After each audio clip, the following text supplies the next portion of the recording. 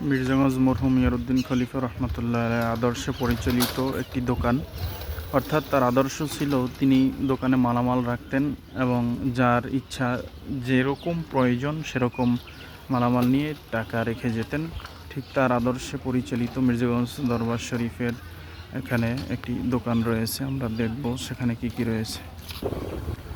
এখানে মূল্য তালিকা দেওয়া রয়েছে, যার যা প্রয়োজন দোকানের ভিতরে প্রবেশ করেও তিনি নিতে পারবেন।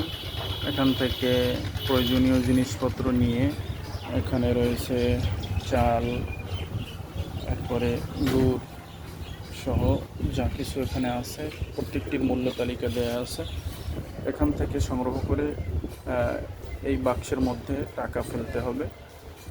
এটা হলো মরহুম ইয়ারউদ্দিন খলিফা রহমতুল্লাহ আলাইহির আদর্শে পরিচালিত মির্জাগঞ্জ দরবার শরীফে অবস্থিত একটি দোকান।